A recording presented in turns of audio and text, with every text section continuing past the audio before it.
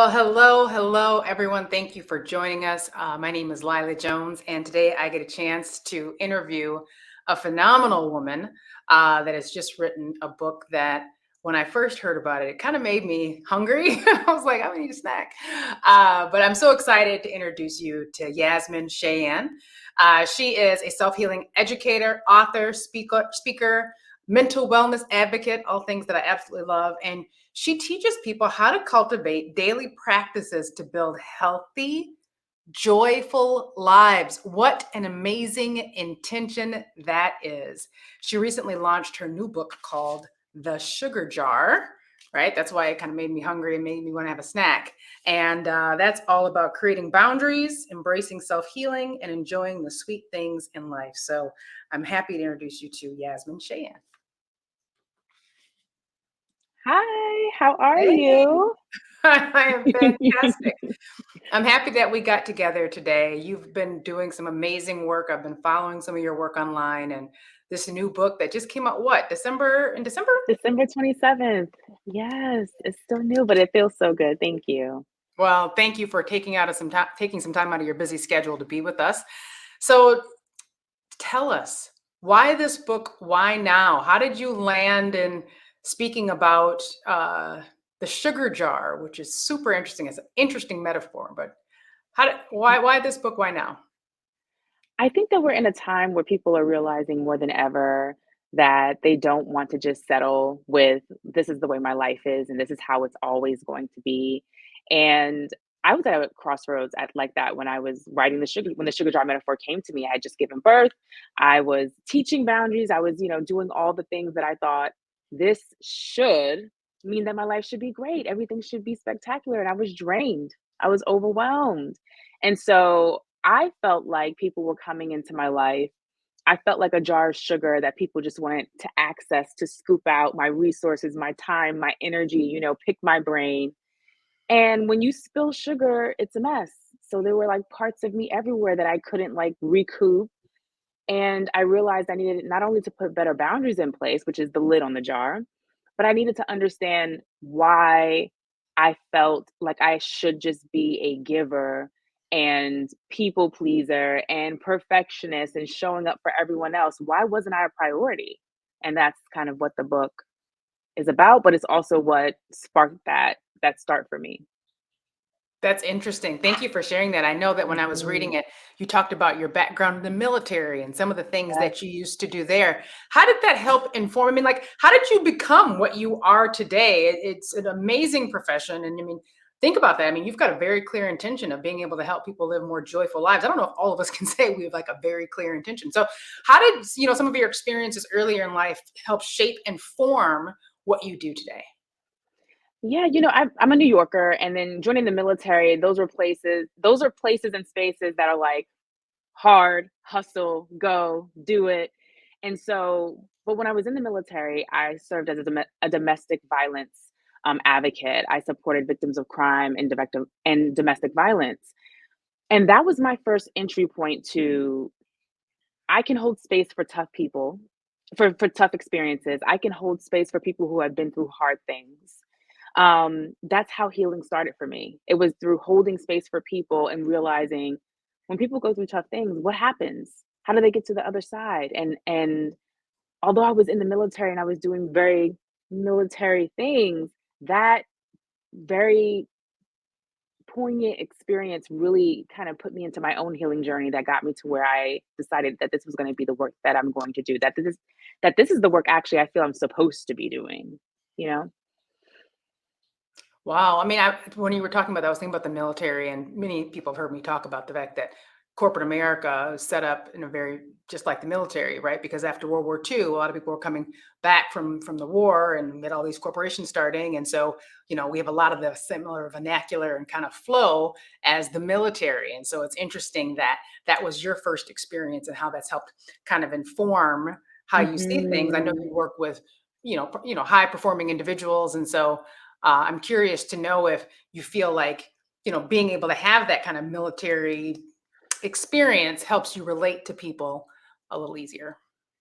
I think, it's one of those things where it's in terms of being well and taking care of myself, It's not always the best part of the things that I have in my toolkit, because I can just go, and I'm also just the type of person that if you ask me to do it, not only I'm gonna do it, I'm gonna make sure it's done right. And so that's that military part of me that's like, there's no second chance. There's only one opportunity. We're gonna get it done. When I was in corporate America working at a Fortune 200 company for a while, when I came, I think they were actually a little taken aback by how I was like, okay, you need this done today. Well, there's 24 hours in a day. We'll get it done. And in corporate, it's like, yeah, it's 24 hours, but I only get paid till 5. So I love um, it. so I had to learn to even pull it back when I was in Okay. corporate, like, okay, we're excited. And also, and I think also in the military too, there's like, let's just get in it together and get it done. And I think more so in corporate, there was this idea of, and also this is my job. And I was like, wow, I don't have to do it all myself. Probably the first place where I learned people are hired to do all these things. I don't have to, take it all on. So yes. Thank you for making and sharing kind of how the two are different. That's super helpful. So I know Mhm. when I was reading the book, so many things stood out to me, but the kind of the metaphor that you shared is the sugar jar is Mhm. uh, kind of you and your life, and the kitchen. I'm Mhm. sorry, the sugar jar is you, the Yep. kitchen is your life, and the lid Mhm. is your boundaries. Tell us Yes. more about that and the leaks and the cracks and how all that happens. Yes. So the sugar jar is you because we hold all of our energy, our time, our resources. The sugar is the sweet stuff that people want. Nobody wants the crappy stuff in your life. They want, all the great stuff, your money, your car, your access. And the boundaries, the lid is the thing that says you either have access to me or you don't. And the sugar jar lives in the kitchen. And I feel like that's just such a communal space, especially in my family. Like that's where people gather around. That's where most people gather around.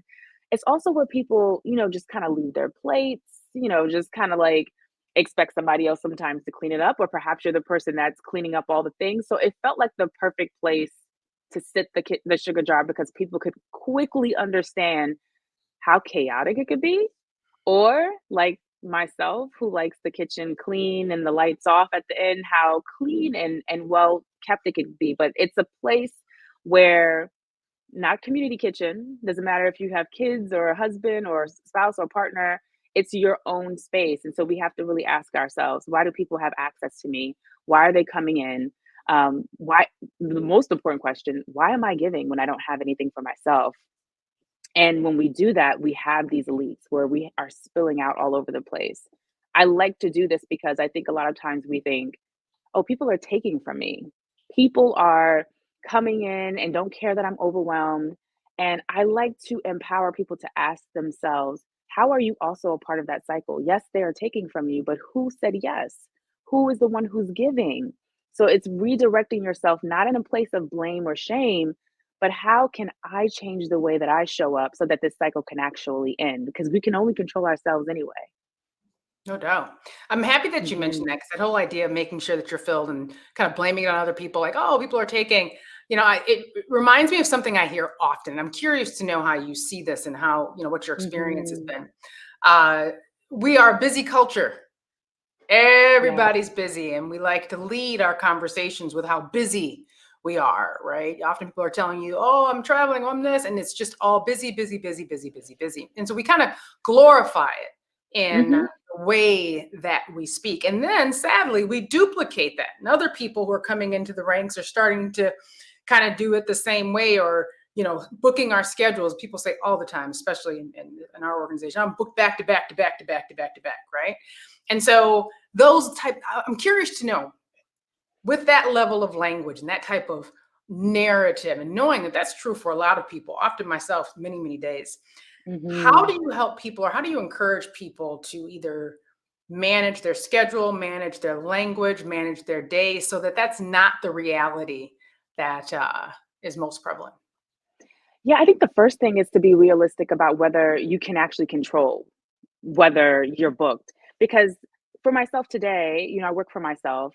I can say, you know what, from 12 to 3, I'm not going to take anything on. When I was working for the Department of Veterans Affairs and when I was working for different companies and corporate, that wasn't really my, I didn't have authority to do that. It's like, no, actually, you're going to be in meetings from 12 to 3. And so I had to learn how to advocate for myself in ways that I could. I had to go to my manager and say, look, I understand you need this done, but I need to eat.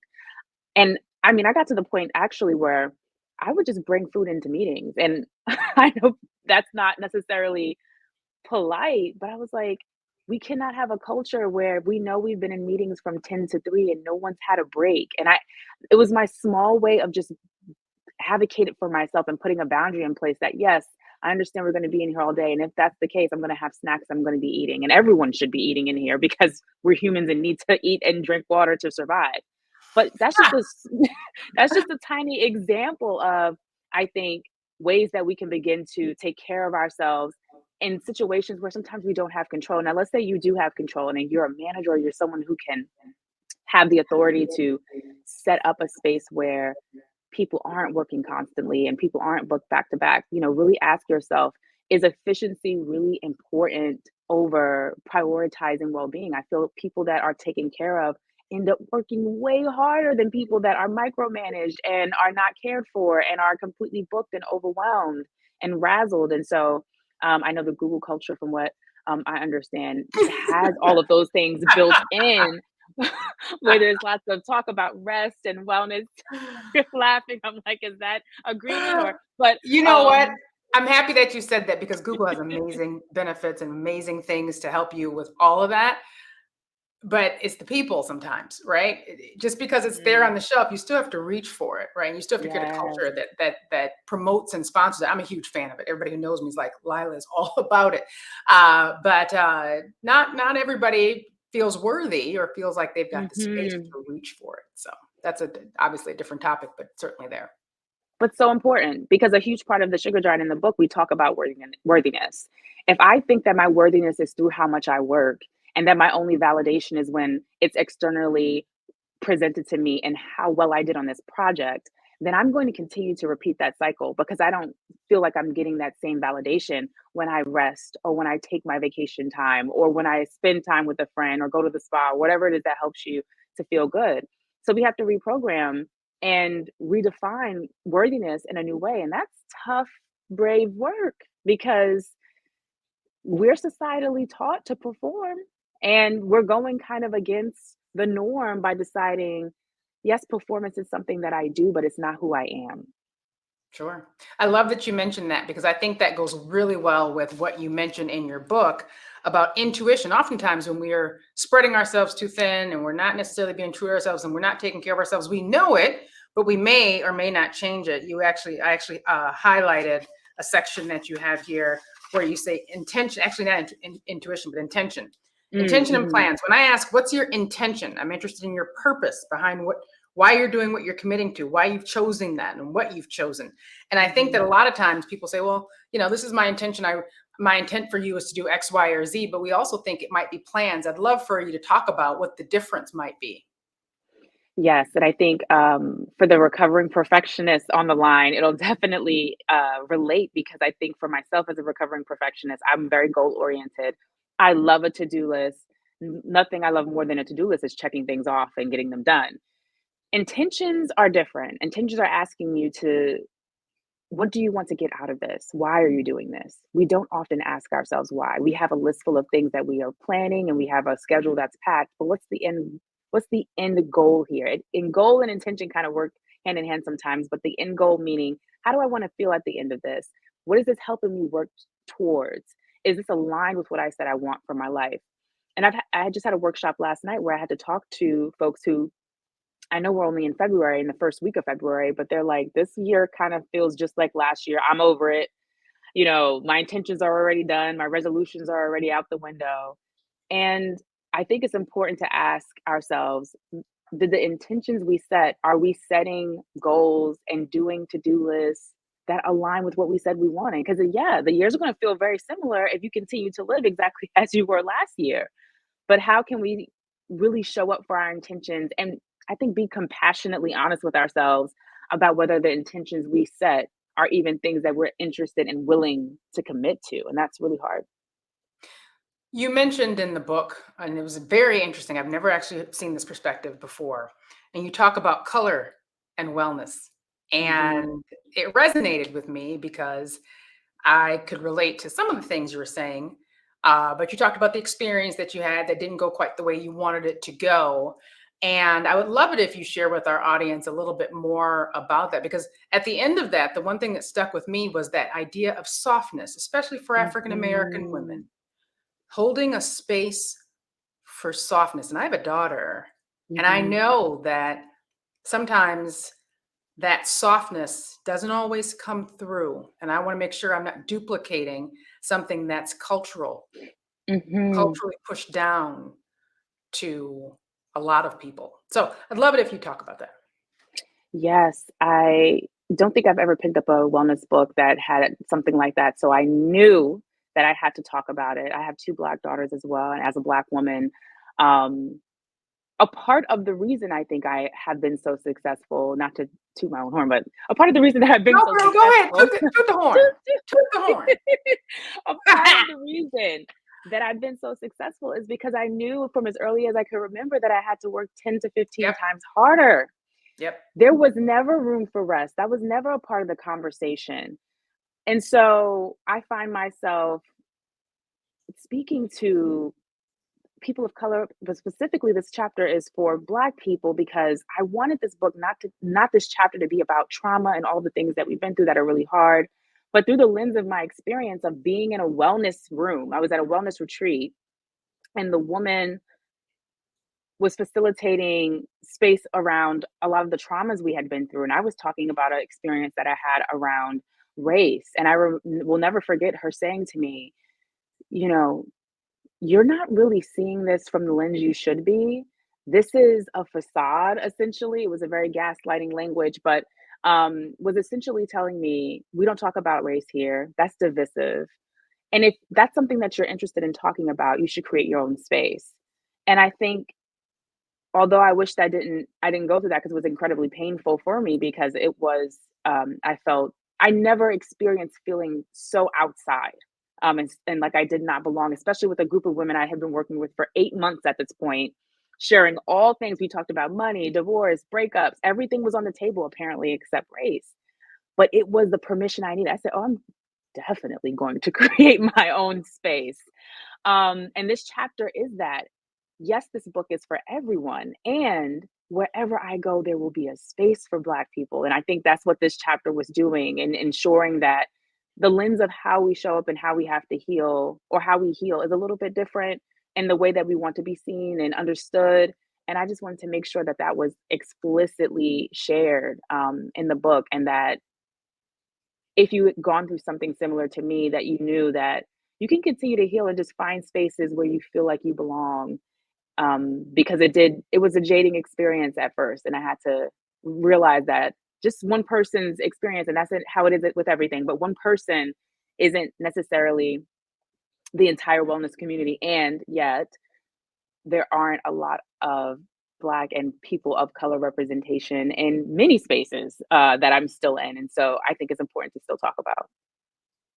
So I can relate to that. I do what I call a quarterly offsite. So once a quarter, I'll Mhm, go someplace in a personal offsite where I just go and kind of work on whatever's going on inside of my head and some of my goals and things and intentions that I'm setting. mhm, And I'm often the only one. And so when I read mhm, what you were sharing in that chapter, it resonated with me. And certainly, again, that part about always being seen as the strong one, right? Oh, you're strong. I can't tell you how many times people have told me, "Oh, Lila, you're strong. You got it.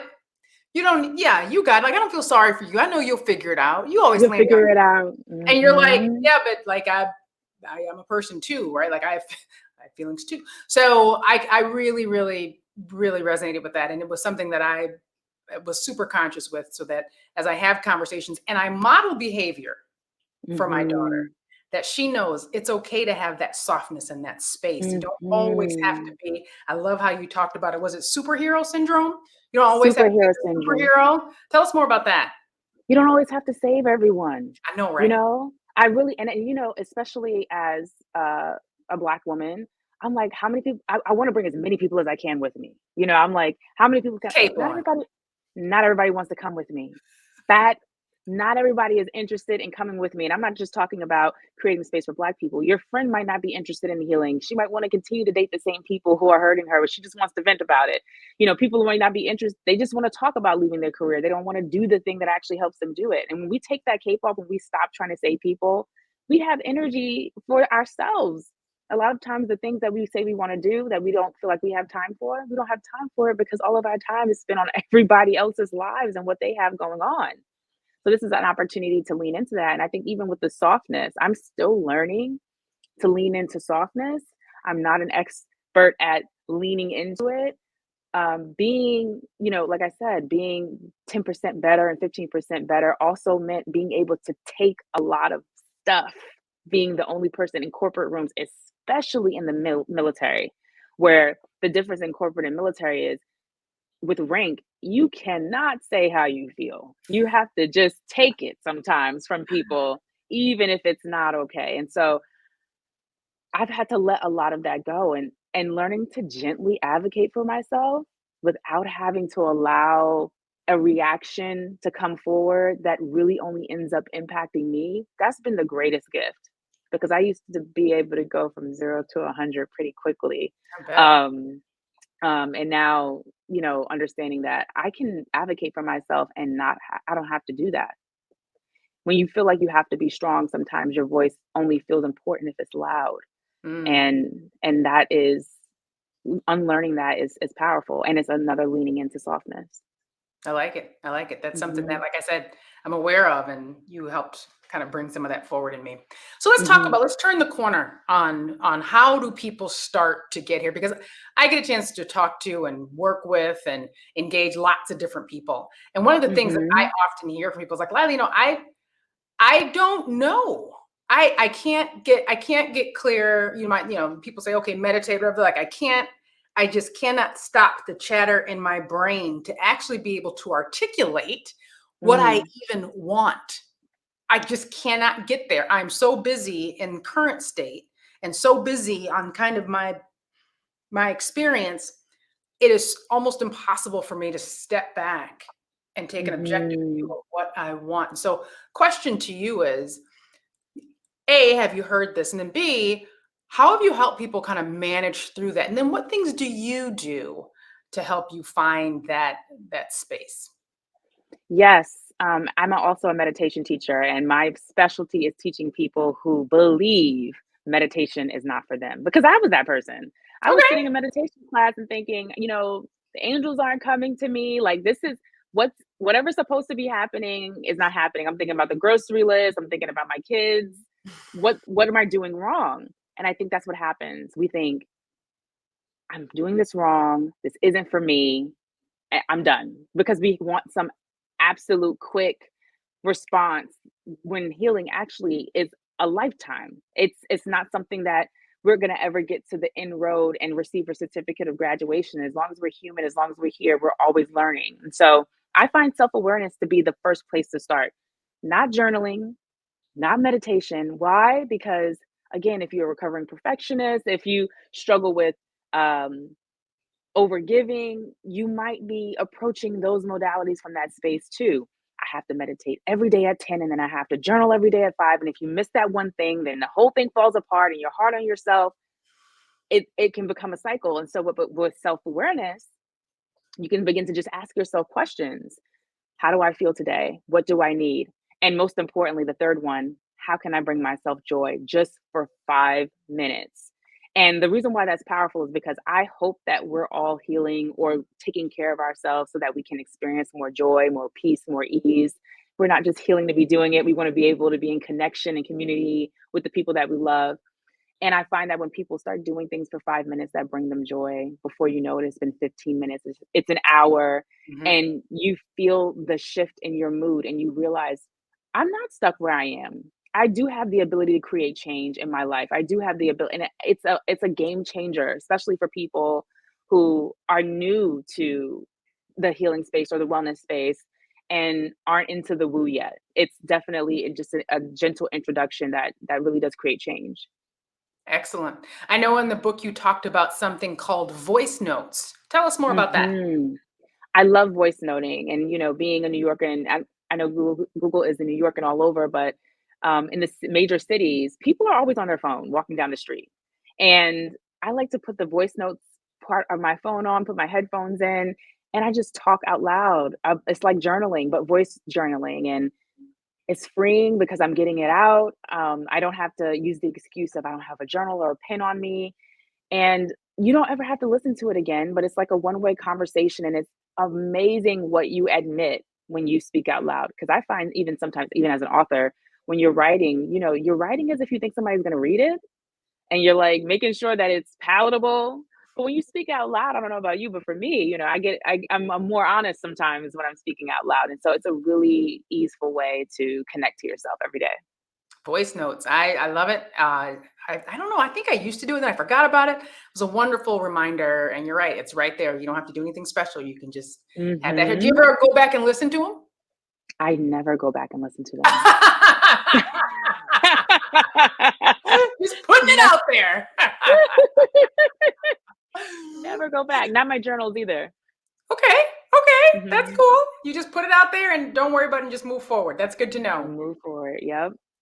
So you get a chance, Yasmin, to work with, I'm guessing, lots of different kinds of people. And you've got those A Mhm. types and people who are, super goal oriented. What would you say are the one or two things that keep people stuck? So not able to actually get connected with intention, intuition, soul, and have that inner joy. So what gets them stuck or keeps them from getting there? And then for the people who are able to kind of make that connection, what are they doing differently? So for the people who are not able to connect to their intuition or feel stuck, I think usually the voice of society, culture, their family is louder than their internal voice. When we have something replaying in our head, a story, like if you say, I don't know, I feel like I really don't want to be a doctor anymore and I want to like start a farm, let's just say, for example. The voice in your head most likely is going to be like, you have medical loans, we have bills, we went through years of school, your family's proud of you. Do you really want to give that all up? So those are the stories that are playing in our head that's saying, no, don't do that. Those stories, when they're really, really loud, they keep us from hearing the story that's like, but I'm unhappy here. But this isn't for me anymore. Actually, I never wanted to do this. I just did this because my family wanted to do it. And so the people who are able to connect to their intuition are learning that disappointment is often a gift. We're going to disappoint people when we choose ourselves, when we align with what we want versus what other people want for us. And the people who are willing to listen and then act on it are willing to sometimes disappoint the people they love and are in community and a relationship with, and understand that the people who love them will still love them, and the people who were benefiting on them doing what they wanted versus what actually aligned with them, you may lose. And that's hard sometimes. We don't want to lose relationships, but I find that's the biggest thing, the guilt of what happens when you say yes to yourself and it doesn't necessarily align with what somebody else wants from you or what you were providing for them. Excellent. And so for the folks who are able to get there, I guess if I had to summarize, right, they're willing to move forward and they're okay with maybe rattling some feathers and There, maybe everything isn't perfect, but they're moving forward because they're prioritizing themselves and their yes. needs and their sugar jar, right? Yes, Did they've I get it? learned that, yes, I'm a priority. Choosing myself is okay. Yes. I love it. So, one final question before we start going to some of the ones that are coming up here. Has your Mhm. sugar jar ever gotten broken? I mean, has it ever just shattered where you've had sugar everywhere and it's been sitting there for a while? So now you're getting ants and all kinds of other stuff in the kitchen. Like, has that ever happened? I don't think that my sugar jar has shattered, but it has definitely had cracks and been on E many, many times. Um, Even right now, I would say that I'm a little bit lower than I'd like to be.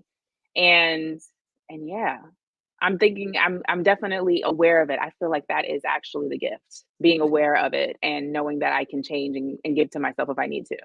And what is true for you when it is low? What series of things have happened or what circumstances have come up such that now, you go in there to put some sugar in your coffee and there is none? I have ignored many red flags that have come up and said, "You are exhausted. What are You are those red flags? I tired." think people need to know. Give an example of a red flag. So let's start. Right now, I am a little bit tired. Book tour, things like that have been going on. And so the first thing that I think will come up is I need rest. Hmm. And in that moment, what I usually counter that with is, but if I get up and do all the things that I need to do, then I'll be able to rest, which is a complete lie. I'm never gonna get to the rest. I mean, this is just in my knowing myself. I'm gonna work till the end, and I'm gonna repeat that same thing again. So when that first interaction comes up and it's saying, "Hey, you need this," and I ignore it, or as I call it in the book, I paint the red flag white, like everything's good here. Then I'm in the cycle, and so I know this doesn't sound helpful, but knowing that I'm in the cycle is evidence that I am healing because before I would have no idea. I would just be like, oh, I'm probably tired because of the kids, or I'm probably tired because I'm overwhelmed. Right now, I'm tired because I'm choosing to dedicate myself to something that is for this short period of time, sharing my work and helping people heal and connecting with people. And, but I also have a time blocked off in the next couple of weeks where I'm not working for a long period of time. And so I think just understanding what you're doing, why you're doing it. Sometimes we have to work hard. We're not able to rest all the time when we want to. And so understanding I'm going to have a period of time where I can take that time for myself, that's how we begin to fill ourselves back up. That's how we begin to heal our jars when they have those cracks in them. And I have very tight boundaries on my time right now because I already know I'm overwhelmed. So having that lid on my jar and being even more clear about what's a no for me are ways that I can care for myself. Excellent. So as people go and grab your book, which is amazing, Thank what you. what is one thing that if you look at what your intention was for writing the book, Hmm. and as people read through it, what is your intention for the reader? And something that you'd like them to Yeah. go away and do or feel? I feel strongly that my work is an invitation into understanding yourself better. And so, with every single person who reads the book, I want them to get curious about what makes them feel good and the things that they already know that are not helping them feel connected to themselves. And get curious about why you feel like you have to continue to do those things. We have many stories. That's my family. That's my mom. I can't, we have lots of things that make us stay in situations or connected to people, places, and things that are draining us. But what boundaries could you put in place that could help you feel supported and seen and safe and loved? And I mean, that's what we're here to do. I hope, we don't want to be consistently working. And so, to answer your question concisely, I really want people to feel I have permission to get curious and understand more about myself and take actions to change my life. That is awesome. What a beautiful Mhm. intention. What a beautiful book. Thank you so much Thank for sharing you. with us. We are going to Thank go to, you. I think we have one or two questions from the audience. So let's take a look at our first one. All right. Sometimes it's hard shaking off the feeling of guilt when you set firm boundaries with family or friends. How do I get past that feeling? This is the most frequent question that I get asked, interestingly enough. Um, the guilt is always going to be there. So the unfortunate answer to this question is you can't get rid of the guilt because as a human, we have a full spectrum of emotions and we're allowed to feel all of them. But the question to ask yourself is it worse to feel the guilt or to betray yourself and do the thing that you know is not going to leave you feeling good, feeling supported, feeling grounded? Often we are either saying, I'm going to put them first and myself last, or I'm going to put myself last and them first just to not feel the guilt. And yeah, I guess the unfortunate answer to that question is you can't get rid of the guilt. You're going to feel the guilt. You're going to learn to move past it and you're going to learn that it's a fleeting feeling, but also betraying ourselves is not an option. And it's when we betray ourselves, when we put other people first, it's it always leaves us feeling worse than when we feel that guilt. So, So, Yasmin, wouldn't you say that requires courage? I mean, that and requires bravery. courage and bravery and being willing to swim upstream. How can people start to develop that courage that like, hey, no, I am Yasmin, I am here, I matter, I am Lila, I am here, I matter, my needs matter? How can people get to that level of certainty and confidence when it comes to prioritizing themselves? Definitely realizing that it doesn't have to be all or nothing. You know, when you have a if you're having a boundary relationship with your parent, just because you put a boundary in place, it doesn't mean that the relationship has to end. And I think a lot of times people are thinking, well, if I put this boundary in place, they're not going to love me or they're not going to see me. They may be uncomfortable. You may disappoint them. Remember, they're used to being in a relationship with you without this boundary. So, but their uncomfortable feelings and their discomfort is not our responsibility, especially in adult relationships. We're responsible for our own emotions and they are. And this, I'm not saying disrespect your family or like shake things up. We can love people and have boundaries. And so the courage and the brave thing that we have to do is find a way to honor the relationships that we have and be in them while still honoring ourselves. For example, in this parent or family dynamic relationship, a lot of people have decided, you know what? I still want to be around my parent or my family member who can be very triggering to me, but I'm only going to do it when other people are around because it's easier for me to deal with when there are others around. However, when we're one on one, it's a little bit too tough. That's a boundary. You're still seeing them, you're still in relationship with them. However, you realize what makes you feel most comfortable while also maintaining the relationship. So that's just an example of how you can find an in between middle ground on how to be in community with people or in relationship with people, but still honor yourself. That's excellent. All right, so we're going to wrap up. I'm curious to know, in Oprah Winfrey style, what is one thing we don't know about you that we should know? Hmm. I mean, the first thing that came to my mind was that I'm probably the greatest hip hop fan ever. That's the Oh, honest what's your thing that favorite? came to my mind. Jay What's your Z. favorite? I'm Jay sorry? Z. Jay Z. Jay-Z. Oh, yeah. Loving Jay-Z myself. That Yes. is awesome. Well, hey, Yes. that's our last question. We are going to go ahead and wrap up. I want to just thank you from the bottom of my heart for having the courage to write the book that you did and for doing the work that you're doing, and for just touching and reaching people and helping them improve their lives. That imprint lasts forever. Much, much Mhm. better than anything that anybody else could bestow upon you is the impact that you're making on others. So thank you for doing that work. And thank you for being here with Thank us today. you. Thank you so much.